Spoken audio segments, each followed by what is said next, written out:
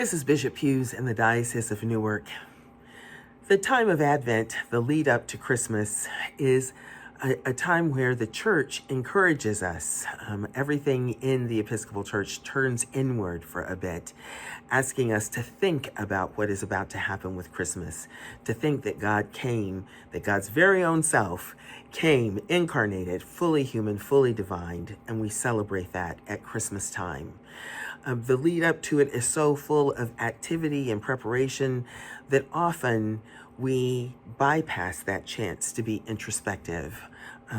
We're so caught up in our schedules of preparation and all of the ramped up activities that there are leading into the Christmas celebration that we have, it seems, very limited time to even figure out where we have to be today, much less to think about what is happening in my life at this moment. And I want to encourage you to take a little bit of time back. Consider it as your Advent practice. But to take a little bit of time, you decide what time of day. I'm a morning person, so for me, it's in the morning. Maybe it's in the morning. Maybe it's when you do your exercises, when you do the cool down and you're stretching, etc. Maybe it's at dinner time as you're preparing a meal, or just after a meal. And if you're an evening person, a nighttime person, maybe it's after everyone else has gone to bed and you have time to think.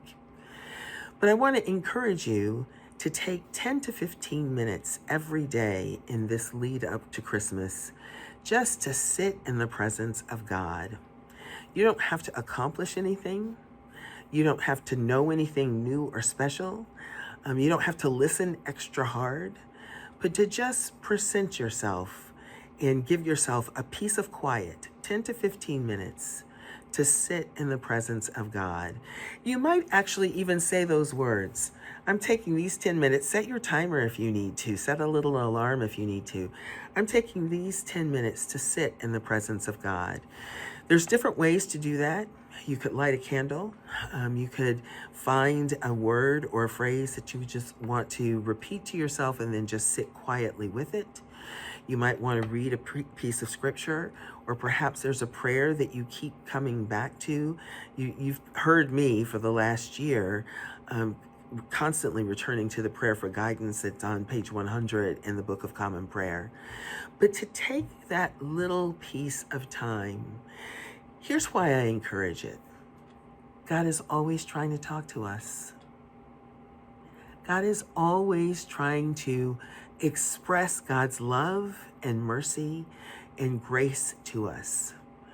And often we are moving so fast that we don't catch the message.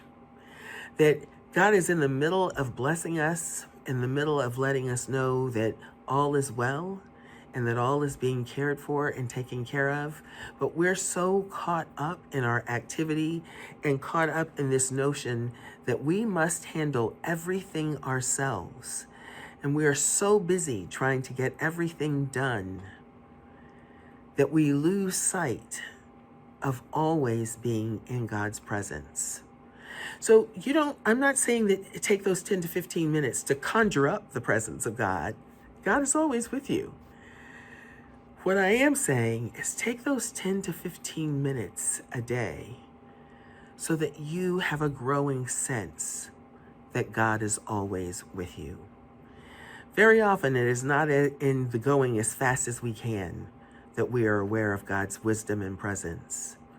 It is when we have that moment of quiet and of stillness, when we can simply be, when we're not doing or performing or accomplishing or controlling, but we can simply be. I ask you to try this and know that if you are able to do it at all, even if it's every other day or it's once a week, but if you're able to do this every day, it is going to be a tremendous gift to yourself, from you, and from God. 10 to 15 minutes a day. Set the timer and sit in the presence of God.